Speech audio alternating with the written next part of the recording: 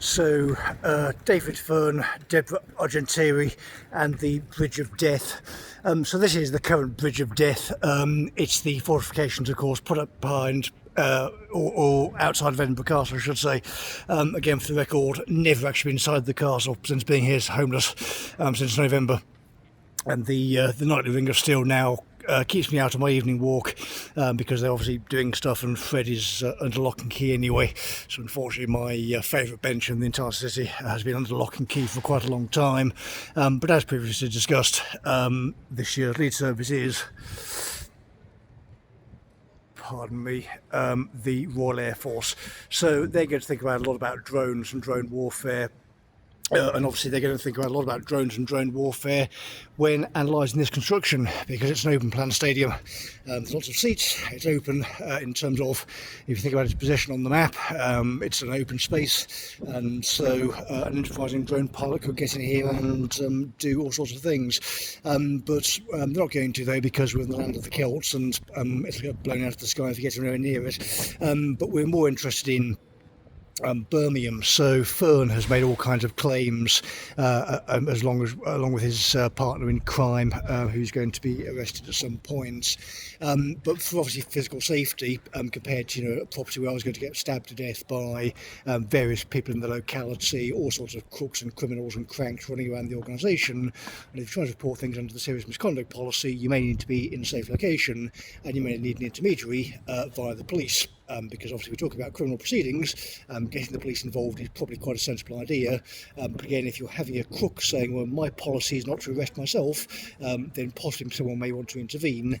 And of course the intervention has been this woman who's never spoken to me, created a fake process, then created a fake bureaucrat to hand the fake process off to, created an appeal with the fake bureaucrat, then created another email box to create a further fake bureaucrat in a modern management theory concoction which did precisely nothing, because you pointed it out, you're intelligent enough to reverse engineer it, and you can look at it, you can look at the legal inferences, and you can think through to any court that could possibly exist who would say, well, this guy probably shouldn't be expected to do all this outside Edinburgh Castle.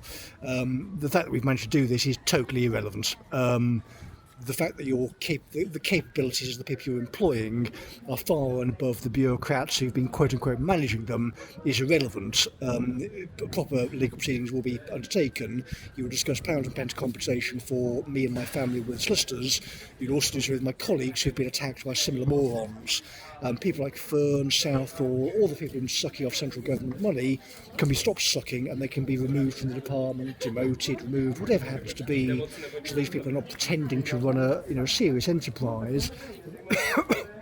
Pardon me, 54,000 properties and lots of vulnerable people, but it is not a business, it's a local authority. So if they're using it as a business to enrich themselves, they're getting arrested. This is not a difficult inference to make, but if your retort to any kind of legal inference is pulling a face and sneering, then this is why the British justice system works in the first place. You come back to places like this because you can remember how it evolved, and that is large men with steel bars hacking each other's heads off over disagreements. There's a nice island to the west where that happen quite frequently over all sorts of disputes, and we are the sort of people who will happily go back to it because you can buy them locally. So if Fern, Gentieri, who even knows, Roney, all these little criminals won't come up north and discuss things like civilised people in a cathedral. One of the other things the very violent people created to prevent violence in a bit of the country that was created around war. But for the benefit of the current mayor of Birmingham, no mate, you didn't build this stuff, the Celts built it. You're struggling because you've employed a guy who's employing sort of an American version of conflict theory. He's been behaving in a way that if he was in a school would have him removed promptly via the corporate communications of a £5 billion local authority after a disaster. He's being removed, especially after we've been pumping stuff into audits, saying who is this guy, and just embarrassing him in front of the entire organisation repeatedly. He doesn't carry on, he's removed. Why was he not removed when you were copying a director and audit into communications after we'd caught Scriven last time? Why am I having to spend my time on this? They were caught in 2020, they're removed and prosecuted, next one it turns up, it gets told no. So you think back to the inferences, and where it went wrong was Joanna Campbell making the claim this just didn't affect Birmingham, when David Gilbourne works at their university.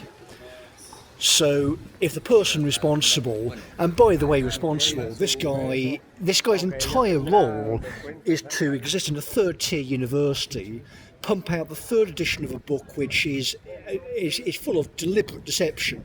So his contribution to the discourse after that, what happened is, don't go and look at Rufo, just don't go and look. Read the passage. I think it's towards the end of the book. This guy's just a crank. These sort of American evangelical dinosaur people. We don't need to listen. If you actually go and look, it's actually not the truth, is it? Because he's reverse engineering Alinskyite tactics and using them against people like Gilbourne. Gilbourne can't compete, so he's creating this kind of deception. Given the scale of the local authority and the history of the place, if you're behaving like that, you're going to jail. We don't tolerate fraud and embezzlement, regardless of who it is, and if they seem fancy, it doesn't matter. This is why things are teased out in court by people in the legal profession, and it's why they deny me access to people in the legal profession. In civilised societies, we don't do that. It's not how we behave. So someone in Birmingham has to explain why they haven't found out a family with a positive representative from November until now. Can anybody work out the mystery?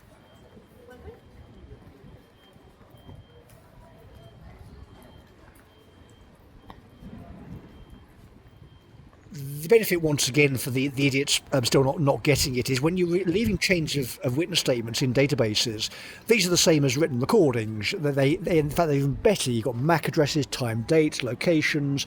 So faking this kind of evidence is really, really hard. And even with an age where you can play the AI tricks to make things, you still got the uncanny valley effect, and your humans can still pick that stuff apart. So if you actually did your jobs, you could actually have done it.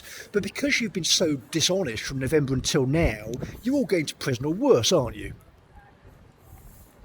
So how long do you reckon it's going to be before people like Caller actually, or his replacement, actually get powers to look at audit records? If the only thing this guy can do is look at Oracle and get that working, then leave, then quite clearly the commissioners couldn't do anything anyway. Okay, you've got the most basic elements of are we totally blind in terms of operations? But now we're not blind. Can we see what people have been doing?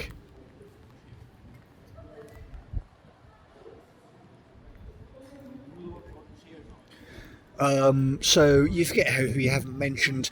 Let's think who else is useless. So Andrew Mitchell, safest seat in the country. Again, we've lived around the corner from, I lived in the same city as this guy for most of my life. What precisely has he been doing? Okay, he's begging for commissioner powers. What was he saying? What is he doing? What is he trying to do to get in and find these records? I'm doing the work for him, and I don't see him here either.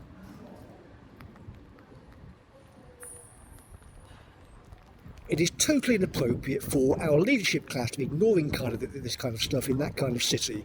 All the reports written on it, you've got people totally independent of it, looking at this and saying this is a total disaster waiting to happen, and you are fucking about from November until now doing nothing, and being actively obstructive in terms of getting laptop evidence through to police.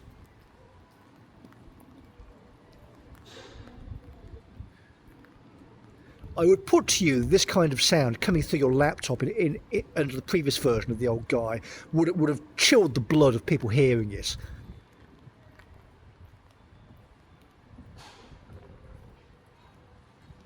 When you're doing serious enforcement in a city like that, and your job is to oversee people who are in many cases seriously vulnerable and can't just say, well, it's all gone, I'm out of here, see ya, because they have no other option, then we're not deferring to people who behave like this. If you're playing with a laptop and refusing to actually intervene with law enforcement, you're being removed. This is not my problem. I'm not going to argue the person behaving like this is being removed. They're a compliance risk.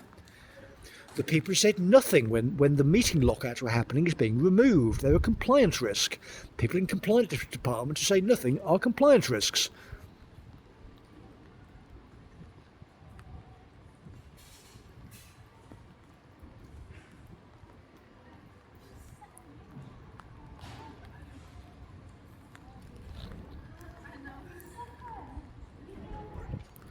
So, as inspiration for writing something probably on Monday regarding the bridge of death that now exists here that Fern can't cross, and we ask him hopefully particularly insulting questions about birds. Can anybody in the country actually find these people, point them towards the nearest police officer, and discuss things like embezzlement and fraud in a department that has previously had a history of it and deals with financial transactions? From a court officer of 17 years and the current head of the Birmingham McGraths.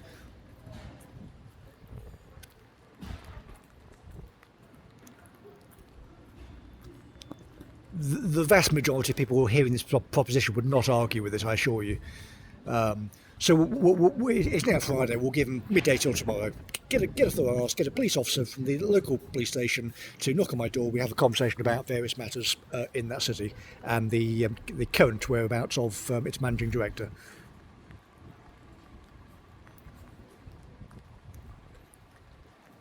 And while they're doing that, by the way, Edinburgh professional standards can explain why their desk sergeants don't understand the concept of the human circulation system, shall we say. If your desk sergeants don't know that people have hearts and blood pumps around it, I mean, they're not really capable.